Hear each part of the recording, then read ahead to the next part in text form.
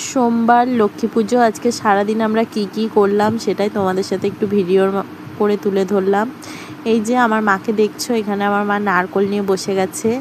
4টে নারকোল ছাড়িয়েছে আর এই 4টে নারকোলের নাড়ু হবে। এই যে সকাল সকাল মার ডিউটি এটাই পড়েছিল যে নারকোলগুলো সব ছাড়াতে হবে। আর আমার মা সব রকম কাজ করতে এক্সপার্ট, কোনো কিছুতে ভয় পায় না। দেখো কতগুলো নারকোল আবার ভুয়ো বেরিয়েছে, এগুলো সব আমাদের গাছের নারকোল।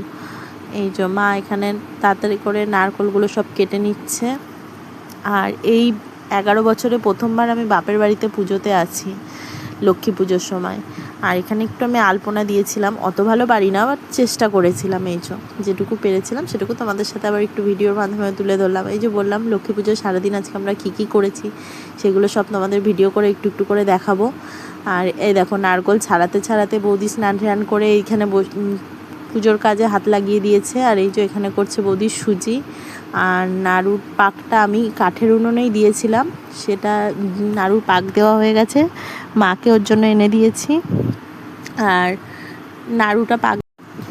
আর এই যে এখান থেকে আমি একটু ঠাকুরঘরটাও তোমাদের সাথে শেয়ার করছি। ঠাকুরঘরের এখন যে সবে শুধু আলপনা দেওয়া হয়েছে একটু, এই যে মা লক্ষ্মীর পা দিয়ে এই যে আলপনা দিয়েছি। এরপরে দেখাবো যে পুরোটা রেডি হওয়ার পরে, ঠাকুর আনার পরে। এখন আমাদের ঠাকুর আসেনি।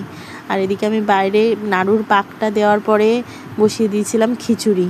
আর বৌদি ওদিকে লুচি সুজি ওইগুলো ঘরে ওভেনে করছিল, ইন্ডাকশান ওভেনে। আর আমি কাঠের উনুন ধরিয়ে দিয়েছিলাম যাতে একটু তাড়াতাড়ি বৌদিরও হেল্প হয়।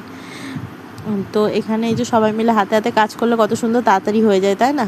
আর এই দেখো ঠাকুর আমাদের চলে এসছে। আর আমি এটাই বলছিলাম যে আমার দাদা 3টে লক্ষ্মী একসাথেই নিয়ে এসছে। আমার মেয়ে, আমার দাদার মেয়ে, আমার বৌদি, 3জন মিলে গেছিলো ঠাকুর আনতে। আর মা লক্ষ্মীর মুখটা কি মিষ্টি না, কি ভাল লাগছে। আর আমার সবথেকে ভালো লেগেছে এই দুটো প্যাঁচা।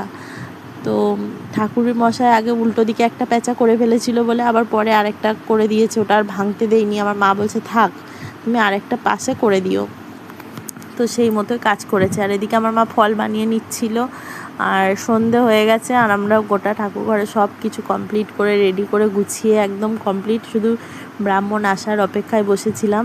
তো ব্রাহ্মণও আমাদের চলে এসেছিলো 6টার মধ্যে, কোনো একটু ডট টাইম যেটা দিয়েছিলো সেই টাইমে এসেছিলো। তার আগে দেখো আমরা সব গুছিয়ে নিয়েছি কত সুন্দর করে। আমি একটু বলে দিয়েছি, বৌদি কি সুন্দর করে গুছিয়ে নিয়েছে, তাড়াতাড়ি হয়েছে। আর যারা প্রসাদ খাবে অবশ্যই চলে আসবে। এখন আমাদের বাড়িতে নাড়ু, মোয়া, খই এগুলো আছে, ফল প্রসাদ আর পাবে না। আর এই যে পাশের বাড়ির থেকে নিয়ে চলে এসেছে আমার গুড়িয়া আর পাখি, দুজন মিলে পাশের বাড়ির থেকে প্রসাদ নিয়ে চলে এসেছে। ওদের পুজো হয়ে গেছিলো বেলা 3টের সময়। এবছর যেহেতু 11টার সময় লেগেছিলো, তো ওদের তাড়াতাড়ি বিকেল পুজো হয়ে গেছিলো। আর এই দেখো লক্ষ্মী পুজোর দিন লাগছে না, লক্ষ্মী একটু শাড়ি পরে নিয়েছিলাম। আর এই যে এখানে মা, এই যে ওরা 4জন বসে গেছে, ঠাকুরমশাই এসে গেছে আর আমাদের পুজো শুরু হয়ে গেছে। আর এই যে আমি এখানে একটু সেজেগুজে নিয়েছি। তো আমি যেহেতু অঞ্জলি দেব না, আমাদের এবছর দিতে নেই পুজো, তো আমি একটু সেজেগুজে জাস্ট ছবি ভিডিওই করেছি। আর মাকে প্রণাম করলাম, মনের মনস্কামনা জানালাম, সবার ভালো থাকো, সবাই সুস্থ থাকো, মা সবাইকে ভালো রাখুক, আয় উন্নতি সবার ভালো হোক। আর এই যে আরতি শেষ করার পরেই আমাদের পুজো কমপ্লিট হয়েছিল। আর পুজো কমপ্লিট হওয়ার পরে বৌদি আমাদের সবাইকে প্রসাদ দিয়েছিল। উঠলো ঢাক,